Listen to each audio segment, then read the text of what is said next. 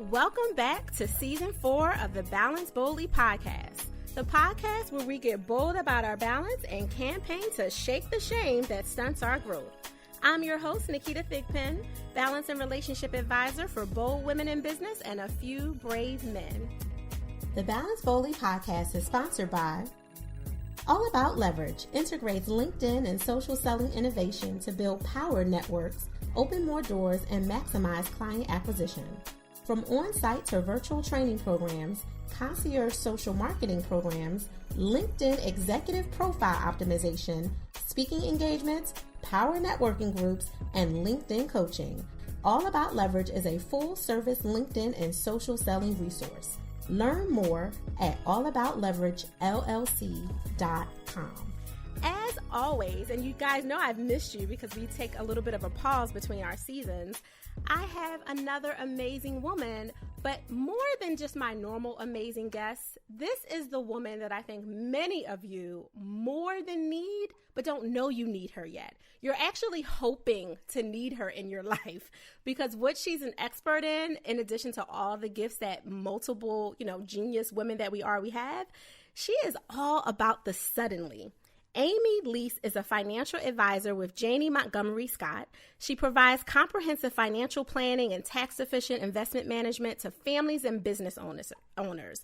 Her specialization is in sudden wealth, which includes those inheritance you get when, unfortunately, someone who you loved passes away, those divorces that if nothing else good comes out of it, it's the fact that you're set for life, the sale of a business, or even a personal injury, like those medical device litigation issues or something like that comes up. I'm not talking about car accidents. I'm talking about major personal injury that, of course, traumatize you in one way, but could provide this windfall of money that now you have no idea what to do with.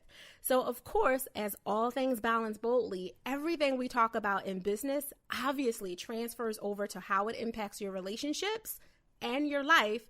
And I personally feel that if I have the opportunity and potential misfortune to come across something in my life that causes a greater opportunity of wealth to literally fall in my life, and I have this suddenly moment happen, I want somebody like Amy who can direct me in the right way so I don't get sucked into the family bubble of now all these cousins coming out of the wind wall talking about some, hey, cuz, I need you to, sign me a check for $50,000. So, Amy Leis, welcome to the Balance Boldly podcast. How are you?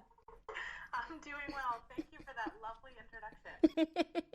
You're welcome. You're my girl. And of course, I hope to never need you, but at the same time, I know who to call if that tragedy happens in my life, or if I decide to sell my business, which you and I know I never do. But that would be a good opportunity for sudden wealth. So I want to dive in and talk to you, Amy, about how you got started specifically in dealing with those suddenly wealth challenges and issues that people, all across the world that come into your sphere are dealing with and how you help them.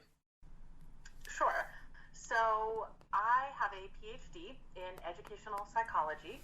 Most financial advisors don't come from that background. I thought I was going to grow up and be a professor.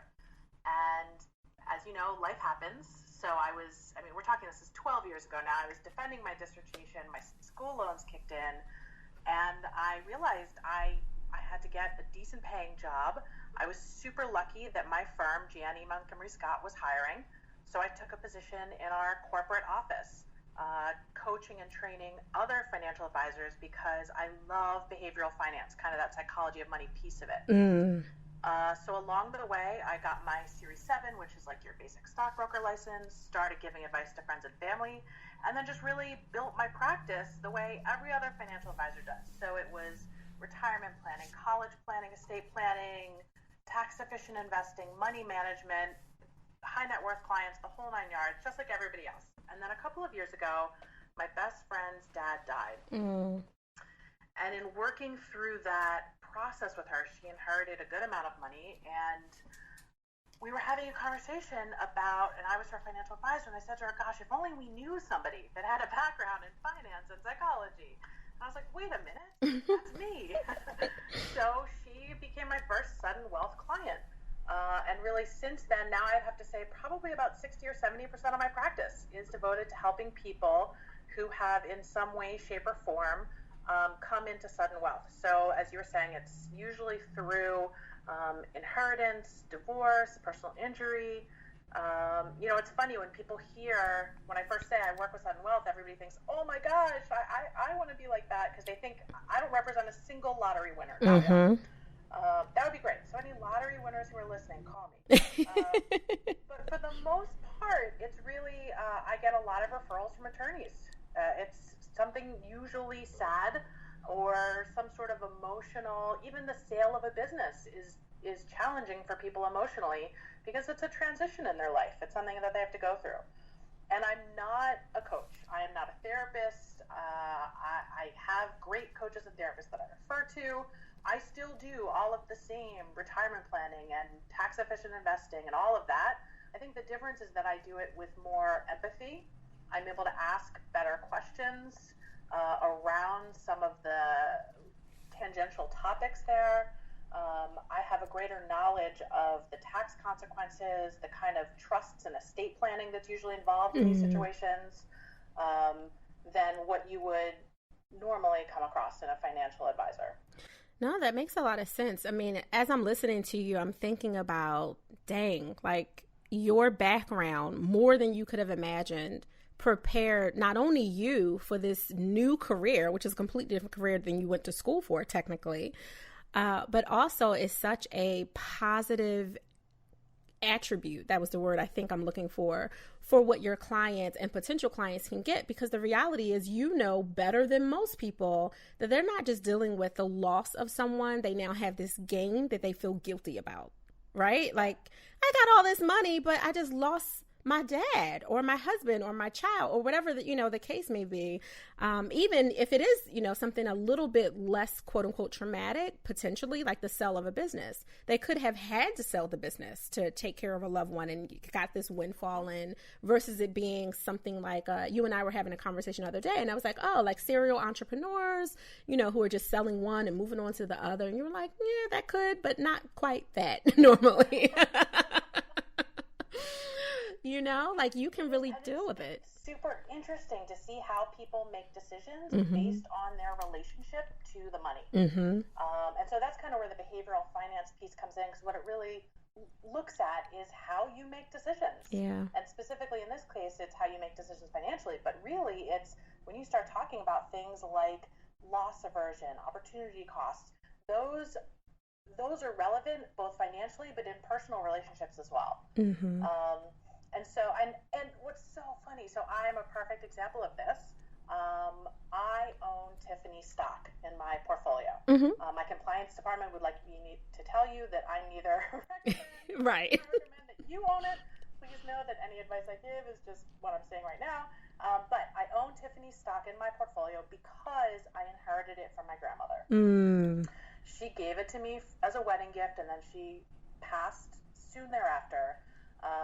And the stock itself, Tiffany's, it's okay. It doesn't fit necessarily with my overall portfolio allocation, but I'm never going to sell it. I'm going to pass that thing down to my daughter, because emotionally, that connection to my grandmother, that was the last thing I had connected to her. And so, it's just really interesting when you think about how people are connected that way to their investments. Yeah, no, that's pretty powerful for one. Like I talk about money and relationships a lot, partially because people, I'm the balance girl, right? Like most people think balance, they think sitting in a yoga pose, meditating and, visualizing the water, which is all important because those are, mind you, hashtag I do that. I do those things, but that's not the bigger issue that comes from me. Most of my clients are coming through the, I'm just trying to build my business. I'm trying to build my career to go to the next level. And I've had people say to me multiple times, I'm too focused on building my business or building whatever it is, their career, their profession, than I can on balance right now. And I hear it a lot. So I typically say things like building business with balance, so you can handle and manage everything that's coming. But part of that is by taking a deeper dive. So I use my clinical that way. It's taking a deeper dive at what is your relationship with money? Why do you feel an urgency in one area and not in another? And sometimes it's the urgency to make the money, but not necessarily the urgency to manage it, to do it well. Like, oh, I just need to get another car. I need to pay off these loans. I need to do whatever.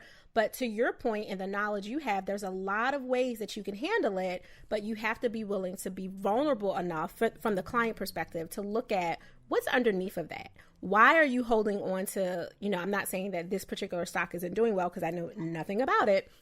And disclaimer, this is not an advertisement for Tiffany's, but, in that it could not be doing well. Like you could make room and use money for other things or whatever to move things around, but you have an emotional tie to that. And some people are doing that with just the sudden wealth that they've had, period, because they're afraid to invest it. They're afraid to move things around and do it different because what if it never comes back? What if I lose it? Like there is a strong bond between your relationship, how you were raised, things that were imparted to you, experiences you've had in your adult relationships that affect how you manage what you have. And I'm not just talking about dollar bills, investment, stocks, your health, your wellness, like it applies to everything. Those things carry over. And you, as opposed to many other really great financial planners who have, similar series, similar certifications, all that, you have that ultra benefit, Amy, of having, 12 years of education in a completely different field that you can carry over, and it helps people get unstuck. Yep. And so what you're referring to is really normal, and most people, even those who study the concept, it's called loss aversion, and the fear of loss dramatically outweighs what they think they're going to gain on the upside. And so financially, when we talk about balance and we talk about diversification and we talk about looking at spending versus income, and we talk about all of that stuff, and loss aversion is a piece of that. People are reluctant to take risks with their portfolio. They're reluctant to move money here and there. They're reluctant, whatever it is, because they're so scared and that fear of losing. But what I think is also what I enjoy kind of thinking about is beyond the financial piece of it is how is that holding you back? And I think that this kind of speaks to what you do so well, is how is that loss aversion holding you back personally, professionally, right? Because there's an opportunity cost. I mean, financially, you only have so much money, and if you invest in one thing, then there's a lost opportunity cost of what you could be investing in elsewhere. But that same concept of opportunity cost, well, that's true for what you see in life in terms of relationships. We see people who are in bad relationships for so long because they have a fear of, well, what if this is as good as it's going to get, right? Like, what if this is good? And they're scared of being alone. They're scared of losing the relationship. They're in these really bad relationships. Meanwhile, there's a lost opportunity cost of the great relationship or the great business or the great project, whatever it is that they could be in. But a lot of people don't think about the opportunity cost piece of it. And then there's, about the sunk cost fallacy, right? Throwing the good money after bad, right? So it's like, well, we've already invested so much. We should put more. We should put more money in this project. We should put more time into this relationship. Maybe then it'll be okay. And so it's, as part of what I do is I have these conversations with people, and I try to hold a mirror up and point out to them when they're making decisions from an emotional place instead of a more logical place. Absolutely. But you see it financially, but you see it in so many other ways in a person's life. Listen, Amy, you and I are about to go down the rabbit hole. So before we do that, Because, I want to dive in so deep here because it's so uber relevant to not just our bold women in business, but those brave men that are out here listening to this podcast as well. Because we know you're there. Our statistics tell us that you are. You're just afraid to show up and say, it's me, it's Damien, it's David. Okay, I'll tease you later. So let's take a quick break and pay a little bit of homage, as my husband Dean hates me saying that, to our sponsors who also share this message with their groups, their teams, their clients, and their employees. We'll be right back. Ever had a moment in your life where you stopped and said, you're simply not where you want to be? I know I could do better. Why can't I get myself to the next level? Or why do I feel stuck? Well, if this is you, I have the answer. My friend Lolly Doskell's new book, The Leadership Gap, What Gets Between You and Your Greatness, shines a light on the obstacles that keep us from achieving our dreams. Lolly's book provides simple and easy to implement solutions that will help you achieve the success you want in your life, career, and business. For those that don't know, Lolly Doskell is one of the most sought-after executive leadership coaches in the world. Her extensive cross-cultural expertise spans 14 countries, 6 languages, and hundreds of companies. If you want exceptional results, then order Lolly's book today. Go to theleadershipgapbook.com. Identify your gaps and get unstuck. Welcome back to Balance Boldly. Thank you guys so much for staying on and listening to this great information, advice, and experience that we're getting from Amy Leis, who is not encouraging you to put into a specific stock or investment, but who is definitely sharing with you why your relationship with money matters and how you can prepare yourself to plan for the suddenly, which is partially by looking at those emotional ties that are connected. This is the benefit that you get from someone who has a PhD in educational psychology and happens to have all these, I don't know how many series, what is it, the Finver series 7, 66, and all these other things that she has to help you really manage and grow whatever you were blessed with having, regardless of the way that it came in. So right before break, Amy, you were saying you made such a valuable point around those emotional ties and what's really happening underneath of that. The thought that I was having with some of the clients that kind of, how you have people that come to mind when someone's saying something like, oh yes, that's so-and-so, or this is the other person. I don't want to say any names. But when you mentioned that, I immediately thought of at least 7 clients that I work with currently between group and individual programs that are dealing with managing the guilt that they feel from gaining something, not necessarily just money for all of them, but gaining something through a loss that they took a really long time managing. And specifically, the example you used around relationships and saying, I have put all this time in, I just need to put a little bit more time in. And then they did that for another 3, 5, 10 years and were really pissed when they look back and said, I could have got out of this in year 2 or year 5 or year 8. But in those years, I kept convincing myself to stay a little bit longer. And now we're 20 years in. And they're really, they're getting out of those situations now, but now it's ugly. Now everyone's in a state of regret and pissed off and managing all kinds of emotions. And I'm sure you deal with that a lot when the attorneys refer to you at an appropriate time before the house burns down, in the divorce with all that stuff. Like, what's going on there for you with your clients when they're experiencing this? Like, I am not just upset, I am pissed that I had to deal with all of this just to get that, I don't know, I'm going to just say $1 million. I don't know, whatever people consider wealth, like just to finally get something that doesn't even put a dent in the pain that I experienced staying in this relationship with you. So that's hard. And we see a lot of anger, especially around, usually inheritance tends to be more sadness, although there is some anger around the lost opportunities there too. The if only, yeah. If only I'd had one more day, if only I'd gone to dinner with them one more time. And the divorce, you tend to see more anger, although it really depends on who initiated it. If the woman initiated it, there's more of a sense of empowerment. This is it, I put in that time, but now this is my time and I'm going to own this and we're going to have my financial future, let's go. And then when it's the woman, though, who is the one that's really been hurt in the situation, usually there's a longer time for pause and reflection. In that first 6 months, especially, we don't necessarily make any drastic changes. Some women are like, I'm going to sell the house. I've had it if you don't have to, like, we tend to just have a moment of pause. So that way you are not acting financially or personally out of those feelings of anger and regret and everything else. And then during that time, we start making lists around, well, what are your goals? Let's look a little bit forward. What are your goals? After the 6-month period, what would you like your life to look like? And what does that mean for you? And what do we need to do to get there? So we can still do some planning, but anything that's a really significant change, we tend to hold off a little bit more.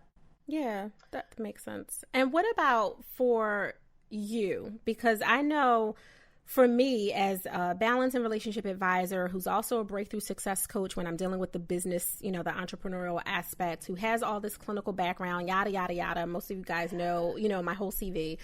But with that, I will see in all of my expertise, and you can't, see me now pointing to my head, but I always say that I'm typically the first partaker of the deepest level of advice that I can give to someone, even if I haven't necessarily dealt with that exact experience that they have. Like, I've never lost my father to death, but I've lost him to other things, to his own addictions and things like that. So do you ever see yourself when someone is experiencing, and I know you're just celebrating your 10-year anniversary, so I'm assuming that it's not around divorce, right? Like, we're not putting him into that basket. But, experiencing the loss or the regret or the anger, the frustration, the denial, the different emotions that might come up, regardless of the specific incident that provoked the feeling, do you ever find yourself sitting across the table from someone who is really raw and really vulnerable, and being able to attach yourself to that emotion in a way that allows you to actually break your own box, pun intended, to really help them manage their money in maybe a non-traditional way than you would have offered had you not had that emotional reaction or attachment, for lack of a better analogy? Yeah, so yes and no. In some ways, yes, right? So as humans, we all can tap into that past history of regret and sadness and anger and frustration and everything else, and know that I'm sitting across from someone who has some real emotions that they're going through, and I keep a box of tissues readily available, and know that that's going to be part of the discussion. But by the same token, my clients are coming to me, or they're paying me because they don't want me to become emotional. Mm-hmm.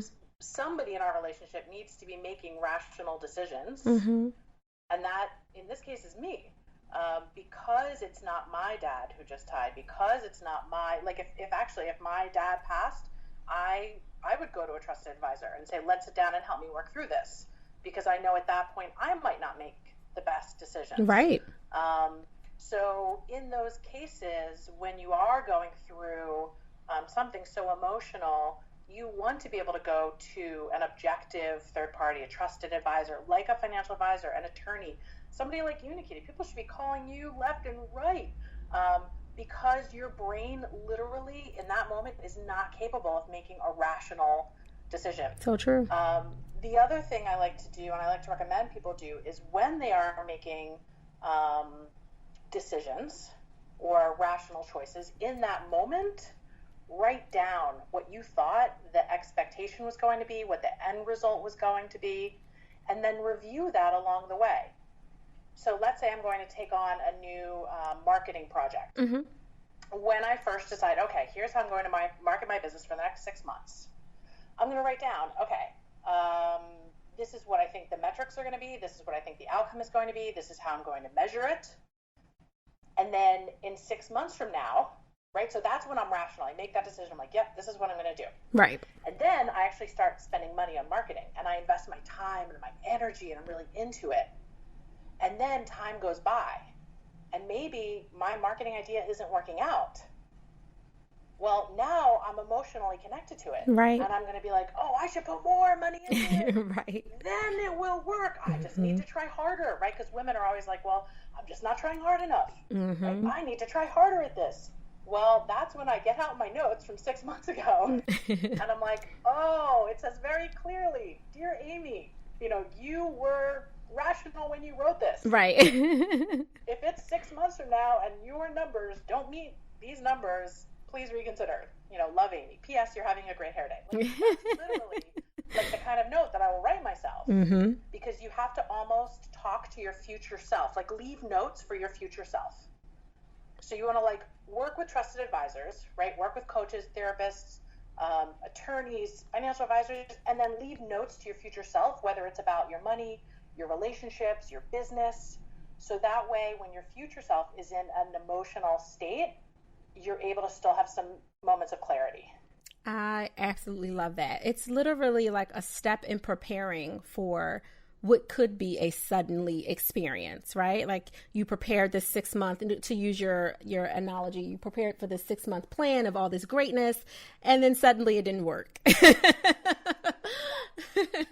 And now you're having this reaction that you weren't experienced. But if you left that note to your future self, you had something that actually prepared you to manage what was coming up, which might include, part of that PS, great, you're having a great hair day, is if you're still considering, going a little bit further with this, please do not go further. Please call Nikita, like. Exactly, yes. And it's another reason why it's so good to have somebody like you in their lives, because at that 3 month, 6 month mark, it's good to be able to check in with somebody who gets you emotionally, right? So kind of what we were talking about earlier. Mm-hmm. Like, I get it. I totally understand what my client is talking about emotionally.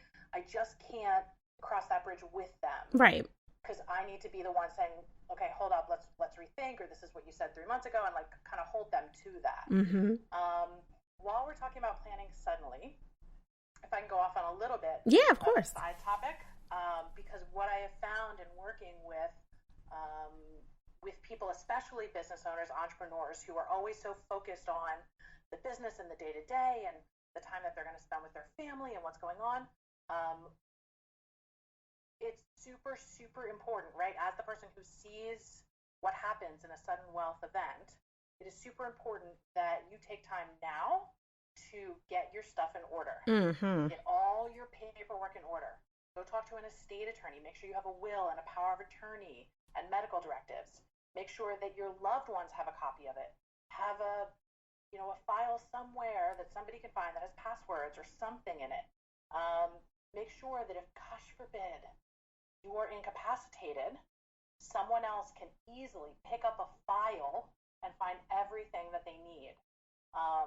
Because what I've seen too often, this is happening right now. I have a client who's coming in tomorrow morning whose husband, for the most part, managed the finances. Mm-hmm. And he died very young, very suddenly, unexpected. Mm-hmm. And so not only is she dealing with all of the emotional stress and trauma around that, but she can't even find all the bank accounts to pay the bills. She can't even, right? The mortgage is still due. Right.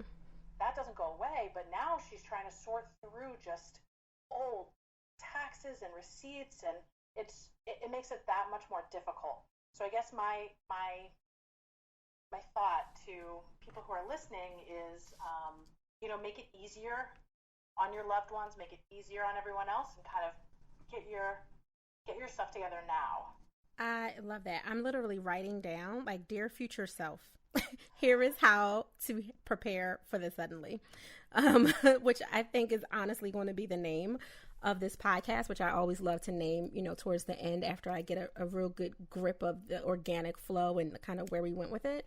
You make such a valuable point. I think so many people, especially if you're a business owner, an entrepreneur, a high-level professional, as most of our listeners are, that you should have a will, right? That you should have a fireproof cabinet somewhere in your house that doesn't just hide the gun, but also hides, your birth certificate, Social Security, passports, and that kind of thing. But knowing and doing are two very different things, because you should do it. You watch enough Grey's Anatomy to know it, but right?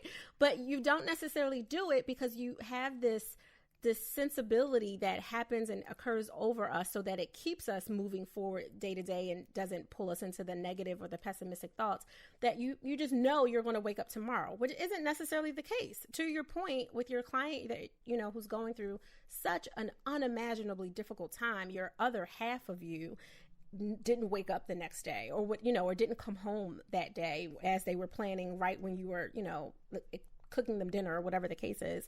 Those things really happen. And in one truism in life is sure as you will live, you will die. Like those are two very clear things that we know will happen. You can't control the beautiful marriages, the loss of children, the loss of spouses, the loss of mobility. You can't control any of that in between. But if you have lived, you will die. And I think that 2017, when this podcast is being recorded, it should be a wake up and reminder with all of the political crazy and all of the different things that we've experienced in the United States of America and our allied countries that we know, love, and trust and all that, is life is not guaranteed. And you do need to be prepared for the suddenly, like pun intended. I'm going to say that over and over again, especially if you have children, nephews. You may not have children of your own, but if you have nephews and nieces, loved ones, that really good neighbor that you just love to pieces and wish she really was your mama or your grandmom, like you want to be able to leave something behind,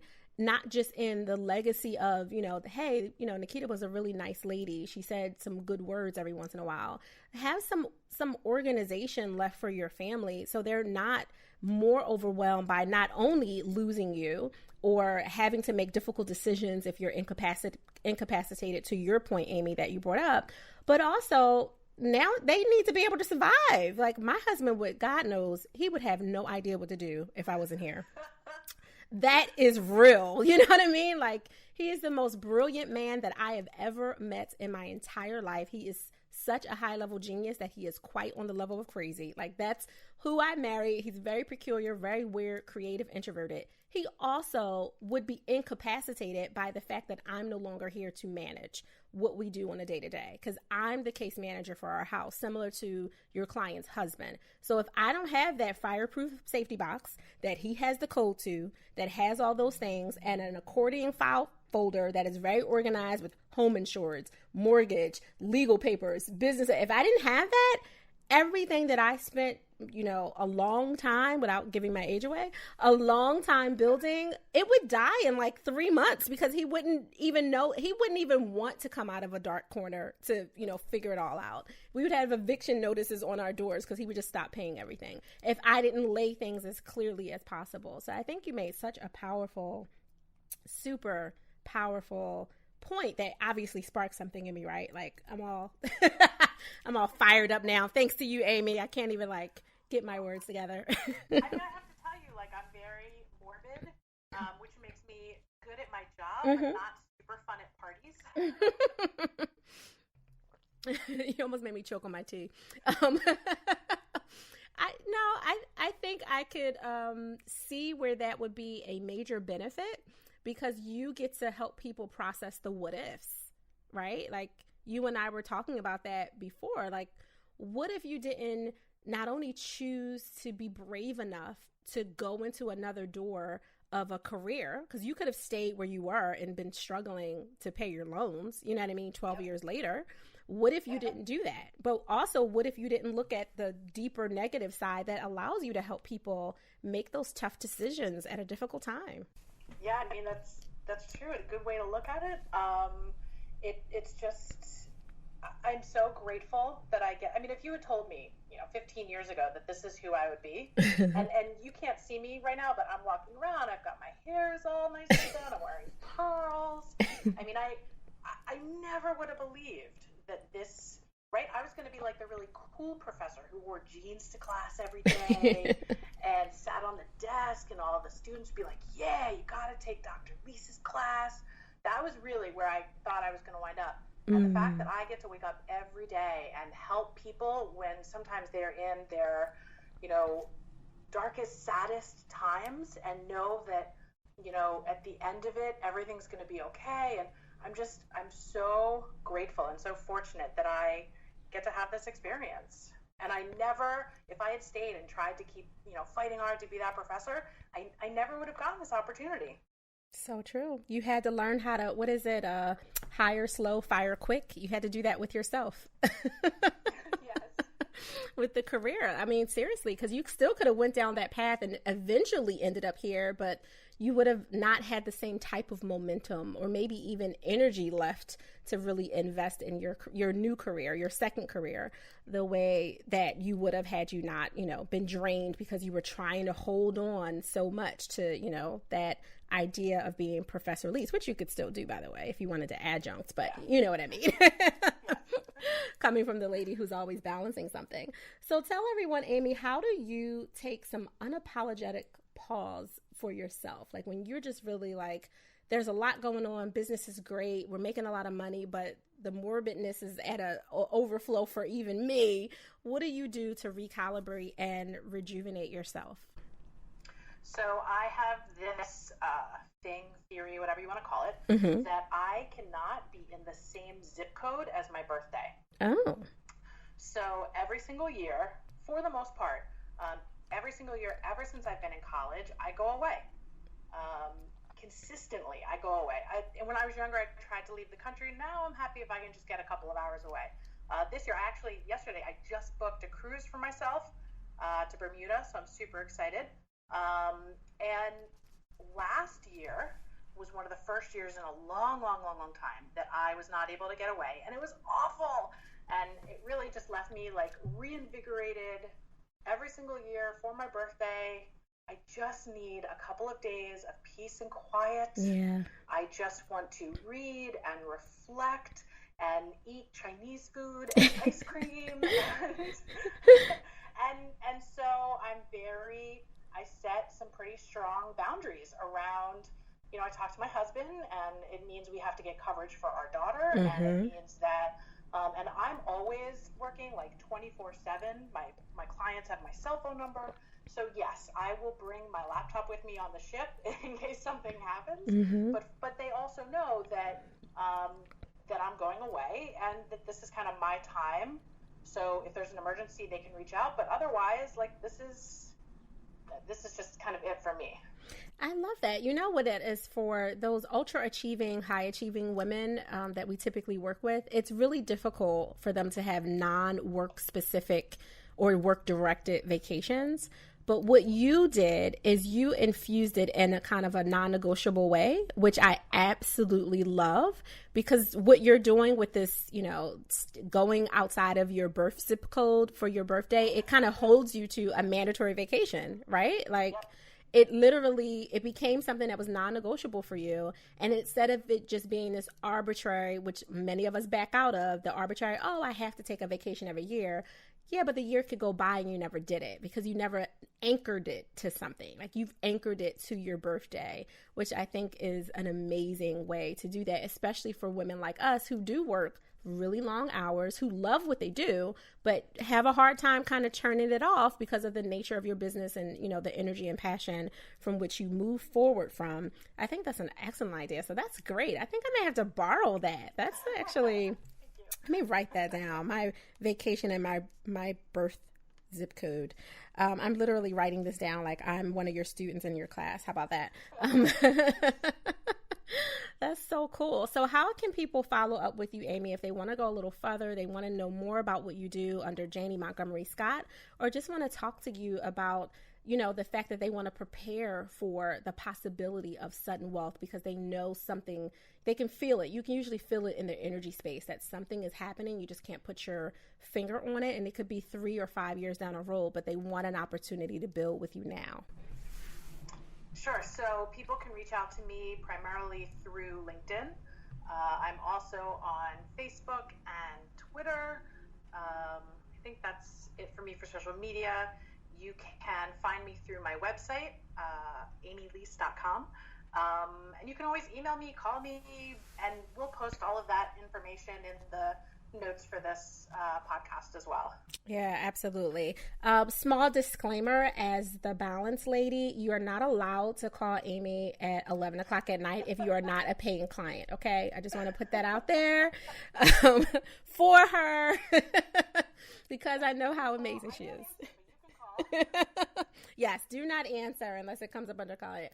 I'm joking, but I have people say that all the time, like, I need to get on your calendar before 6 weeks. I'm like, yeah, that's what our paid clients do. But we can book an appointment to have a conversation that doesn't give you carte blanche access, because I got to walk my talk and manage my boundaries, right?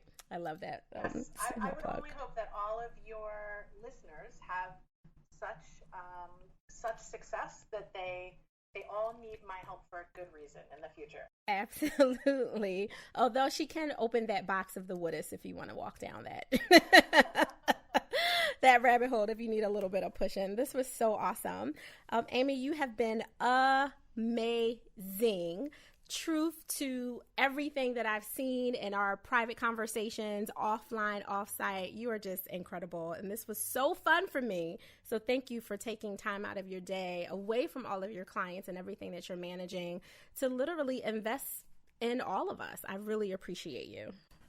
Well, thank you. I really appreciate what you've been doing and kind of who you are in the world. And I just wish you and all your listeners all the best. Oh, thank you so much. All right, Amy, you don't go anywhere. You stay right there. Woo! Balance boldly. Was this incredible or what? I want to give another thank you to Amy Leis. She's been amazing. I also have to thank you all for staying tuned, for listening, for all the incredible downloads we've been getting. We've been getting a lot of new listeners, new followers on Spreaker, on iTunes, on Google Play. I super, super appreciate you.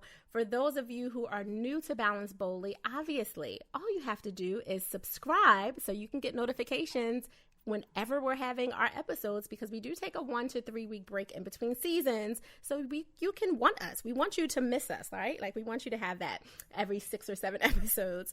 But also make sure you share this podcast with everyone you know, because there is someone who is going to deal with the suddenly. So I want to make sure that we give a huge shout out to Amy and share this episode as well as the Balance Boldly podcast to everyone you know, so that everyone that's bold and brave can have access to these valuable balance tools that we have for you in your business, your relationships, and of course, in your life. And obviously, as a sign off that I like to do as a homage to not just our sponsors, but to our lovely expert, Amy Leis, today, I'd like to do a little bit of a kind of shared experience of a takeaway that I have, where I'm going to use her words and add a little bit of my takeaway to it. And the gentle honesty that Amy gave that left such a seed for me that I think so many of you could borrow from is understanding that many of us who have that fear of loss that dramatically outweighs what we think we will gain, we're holding ourselves back from literally experiencing the life and the dream that we want to have in your business or your relationships. So make sure that that loss aversion that's overwhelming you isn't taking over all of the opportunities that you can experience in your life. And that was courtesy of Amy Leis, and I think you should super appreciate that. Of course, if you're not already a member, come on over and join the community of investors who have decided to seed into themselves and balance boldly. Many of you should already know by now, the Dreamer's Blueprint is taking off, and we haven't even opened the doors yet. So make sure you sign up for the Dreamer's Blueprint at dreamersblueprint.com. It's a community designed for the bold women and brave men who are ready to balance all that matters boldly. And make sure you follow me and continue the conversation over at Balance Boldly on Twitter, because I am there to answer your questions as long as you're brave enough to ask them. Thanks again to Amy Leis, and until the next episode, enjoy the balance of your day, but do it boldly.